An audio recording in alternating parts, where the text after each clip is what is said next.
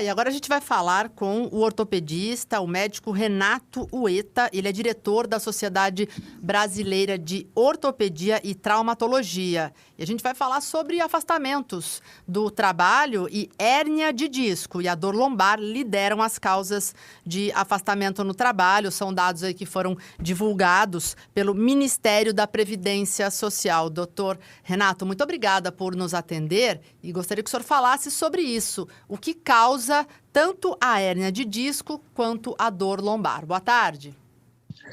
Boa tarde, Nani.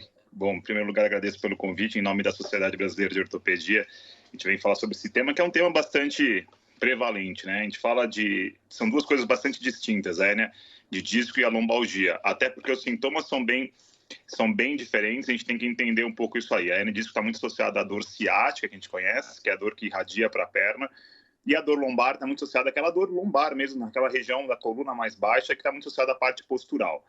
A dor da hérnia de disco, ela tende a ser muito mais incapacitante, né? E ela pega muito os pacientes mais jovens. Por incrível que pareça, as pessoas associam a hérnia de disco com uma doença da população mais idosa, mas a hérnia de disco é uma doença de pacientes dos adultos jovens, bem nessa idade produtiva. Por isso esse alto grau de afastamento.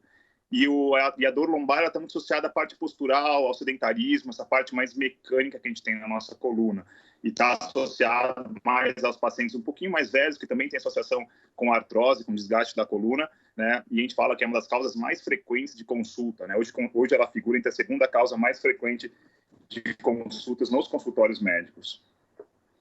Doutor, quais os cuidados que as pessoas precisam ter para evitar hérnia de disco e dores lombares?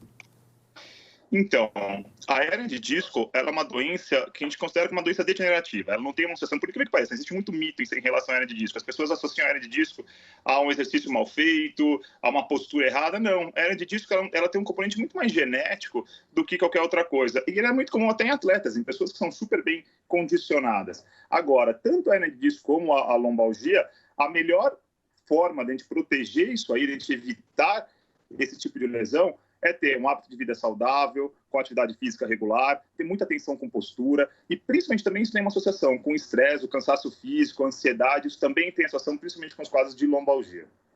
E a questão do exercício físico, doutor, é super importante para os dois problemas que a gente citou aqui? Super importante, né? Hoje a gente fala, as pessoas tendem, infelizmente, a gente tem que procurar sempre o caminho mais fácil, né? Então, eu tô com uma dor, eu tô com uma limitação, vou tomar uma medicação e vou tentar resolver o meu problema. E não é isso. Eu acho que a medicação tem lógico, ela também tem um quê tratativo, mas ela é muito mais paliativo. O que trata mesmo, o que vai fazer esse paciente manter uma boa melhora e evitar uma recidiva de lesão, de sintomas, é de fato o exercício físico, né? Não existe um exercício físico ideal, isso é uma coisa que é muito importante. Tem que ser o pilates, tem que ser a natação, tem que ser a academia. Não.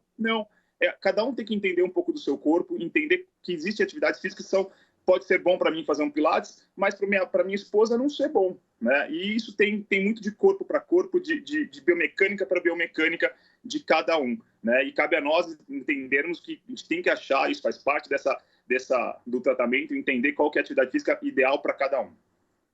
Doutor, no dia a dia do trabalho, quais as recomendações para o trabalhador para ele conseguir trabalhar sem sentir dor?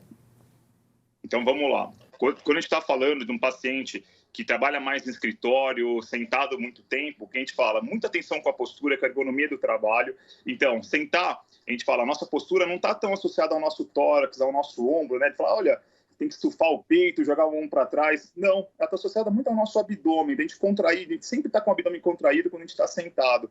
E outra sugestão que a gente dá para quem fica muito tempo sentado é levantar com frequência, antes de ter um incômodo. Então, a cada 20 minutos, deixa marcado no relógio, o celular, levanta. Só de você se levantar e mexer, você quebra aquele ciclo vicioso de ficar muito tempo na mesma posição e você também vai aproveitar e vai sentar direito e vai ter esse cuidado com a postura.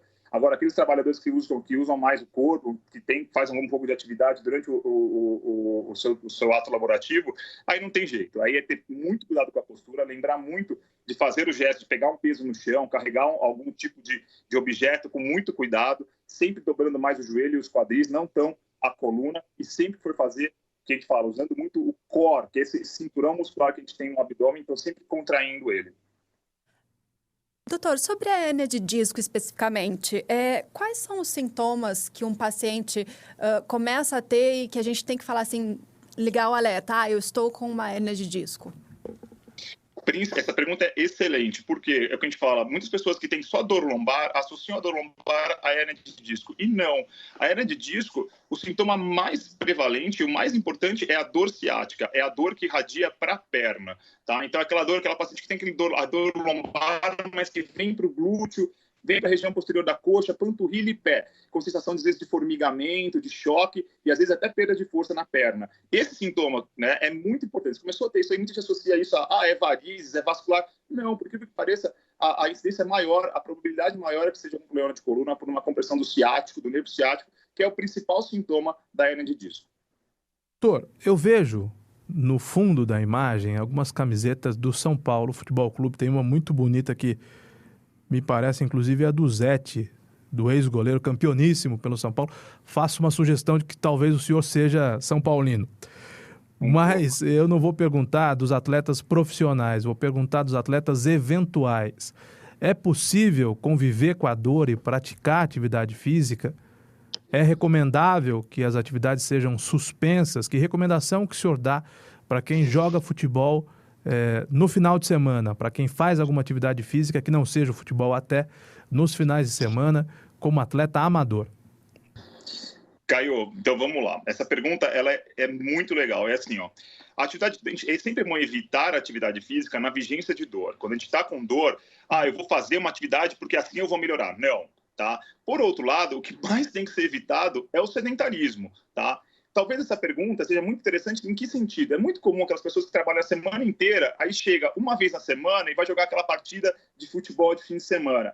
E aí a gente tem que entender que, às vezes, esses esportes eventuais podem estar associados à lesão. Então, o que a gente fala, às vezes, a gente está ficando um pouco mais velho, a gente já não tem aquela capacidade que a gente tinha com uns 20 anos de idade, e, às vezes, a gente vai fazer só um futebolzinho, uma vez na semana, a gente vai machucar. Então, o ideal é o quê? Pelo menos 1 ou 2 vezes na semana, fazer um condicionamento físico, uma preparação física, uma academia, um personal, né, direcionado para o esporte que você queira praticar. E dessa maneira você consegue fazer o esporte sem ter tanta lesão. Uma coisa que a gente sempre brinca no consultório é exatamente isso. É a mesma coisa que eu chegar para as pessoas e falar assim, olha, então a partir de amanhã a gente vai começar a correr 20 km a cada 3 vezes na semana. Não, 20 km eu não consigo. Por que não consegue? Não, porque eu não estou preparado. E quem diz que está preparado para fazer um esporte só eventual de final de semana? E um futebol é um esporte de alta demanda, né? Um futebol, uma corrida, um vôlei, um basquete, são esportes que demandam muito. Mas é de leve, mas demanda, não tem jeito. Então, é muito importante a atividade física e o esporte também, mas o esporte tem que tomar um pouquinho mais de cuidado nesse sentido de, olha, se prepara para. Né? Você falou do Zete, o Zete a gente acabou tratando, ele teve 2 hérnias, uma cervical e uma lombar, né? E aí essa camisa eu ganhei dele, é o ídolo que eu tenho de infância, né? E é por isso que eu pendurei aqui no meu escritório. Doutor, e quando que o caso é cirúrgico, tanto da hérnia quanto da dor lombar?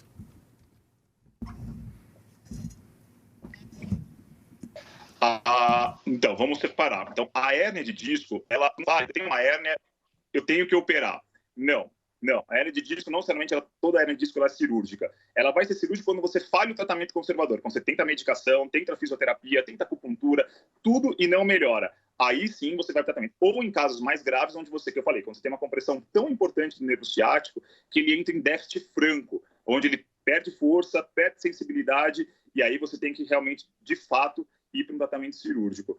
A dor lombar é um pouquinho diferente. A dor lombar a gente não costuma operar tanto, porque existem inúmeros fatores que causam a dor lombar, né? Que eu te falei, é o sedentarismo, é a má postura, é o peso nem tanto, mas o estresse, a ansiedade. E às vezes você tratando bem esses outros fatores, você vai ter um resultado tão positivo quanto uma cirurgia, né? Então a cirurgia para uma lombalgia, só para aquela dor lombar, a gente tem que ser nós tendemos a ser muito mais cautelosos em relação a isso. Mas a gente vai fazer também, quando você tem uma dor que é intratável, paciente que não consegue, que é extremamente limitado em relação às suas funções, mesmo na vigência de um tratamento, né, onde os pacientes se envolvem mesmo com o tratamento. É muito comum de pegar no consultório o paciente que não quer fazer nada, não quer reabilitar, não quer fazer atividade física, não quer se tratar, e ele acha que vai operar e não vai ter e a operação vai ser uma salvação. Não, a operação ela é um dos passos do tratamento. Depois, a fisioterapia, a reabilitação física, o exercício físico, ela também vai ser imperativo, mesmo nos casos cirúrgicos.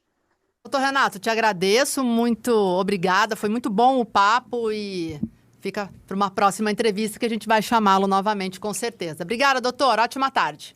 Eu que agradeço, boa tarde para vocês também. Educadora.